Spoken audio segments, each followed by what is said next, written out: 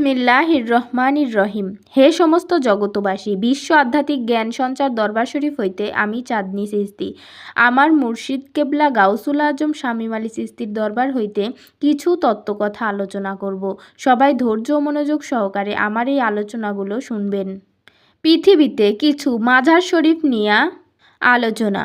মহান আল্লাহ তাআলা হযরত মুহাম্মদ সাল্লাল্লাহু আলাইহি সাল্লামকে বন্ধু বা দোস্ত বলিয়াছে। সমস্ত দিক দিয়ে হযরত মুহাম্মদ সাল্লাল্লাহু আলাইহি সাল্লামকে দেখিলেন তিনি প্রশংসিত। তখনই আল্লাহ তাআলা মুহাম্মদ সাল্লাল্লাহু আলাইহি সাল্লামের তখন থেকেই নবীকে দোস্ত বলিয়া ডাকিতেন। সমস্ত মাখলুকাত হযরত মুহাম্মদ সাল্লাল্লাহু আলাইহি সাল্লামের প্রশংসার করিত এবং এখনও করেন ও অনন্তকাল করতে থাকবে।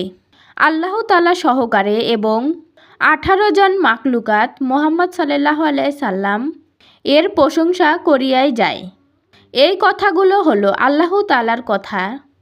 এখন হযরত মুহাম্মদ সাল্লাল্লাহু আলাইহি সাল্লাম এই সম্বন্ধেই কি বলে গেলেন?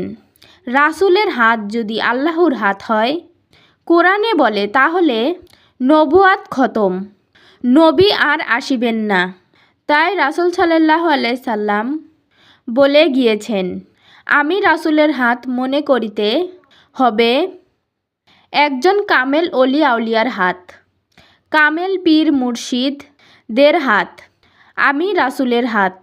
আল্লাহ তাআলা শুধু মুহাম্মদ সাল্লাল্লাহু আলাইহি সাল্লামকেই দোস্ত বলে ডাকে নাই, আরও ডাকিয়াছেন অলি আউলিয়াদেরকেও। মুহাম্মদ সাল্লাল্লাহু আলাইহি সাল্লাম ইসলামকে জাগ্রত করার জন্য জীবনে অনেক কষ্ট সহ্য করে দেখা যায়।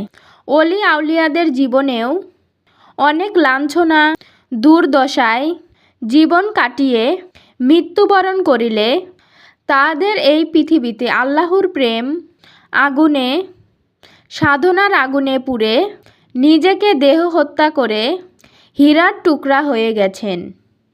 হযরত মুহাম্মদ সাল্লাল্লাহু আলাইহি সাল্লাম যদি হীরার খনি হন, তাহলে অলি আউলিয়ারাও যাহারা, তারা তো হীরার টুকরাই। তাহলে সৌদি আরব মদিনা শরীফ নবীর রওজা বা মাজার হতে পারে, তাহলে অলি আউলিয়াদের কামেল পীর মুর্শিদ রওজা বা মাজার হতে হবে না? অবশ্যই হবে। আমরা যারা তর্ক বিতর্ক করি, না জেনে না বুঝে, আল্লাহ তাআলা হযরত মুহাম্মদ সাল্লাল্লাহু আলাইহি সাল্লামকে দোস্ত বা বন্ধু বলেছেন, তাহলে যদি রওজা বা মাজার হয় মদিনা শরীফে, তাহলে অলি আউলিয়াদেরও দোস্ত বা বন্ধু বলেছেন, তাহলে তাদেরও রওজা বা মাজার হইবে। কেননা আল্লাহ তাআলা যত বন্ধু আছে তারা সবাই আমাদের কাছে সম্মানিত।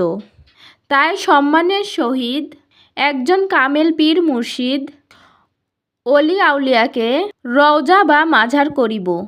পীর আউলিয়ার সম্মান হয় রাসূলের সম্মান, আর রাসূলের সম্মান হয় আল্লাহর সম্মান। যদি কামেল পীর আউলিয়া অসম্মান করি, তাহলে রাসূলের অসম্মান করা হবে, আর রাসূলের অসম্মান করিলে আল্লাহর অসম্মান করা হবে। তাই আমরা না বুঝে কিছু করব না। আমাদের সবাইকে আল্লাহ তাআলা বুঝার তৌফিক দান করুক, আমিন। হে সমস্ত জগতবাসী, আজকের আলোচনাটুকু এইটুকুই। যদি আজকের আলোচনাটি ভালো লাগে থাকে, তাহলে অবশ্যই এই চ্যানেলটি সাবস্ক্রাইব করে পাশে থাকবেন। সামনে আরও ভালো ভালো আলোচনা পেয়ে যাবেন। আপনারা সামনে আরও কী ধরনের আলোচনা চান, অবশ্যই কমেন্ট বক্সে জানিয়ে যাবেন। সর্বশেষ সকলের চরণে হাত রাখিয়া একটা কথাই বলতে চাই, আল্লাহ গোপনেরও গোপন। সেই গোপনকে পাইতে হলে অবশ্যই একজন কামেল মুর্শিদের কাছে যাইয়া বায়াত গ্রহণ করুন। বায়াত গ্রহণের মাধ্যমে আল্লাহকে লাভ করুন। সকলে সুস্থ থাকবেন, ভালো থাকবেন। আল্লাহ হাফেজ।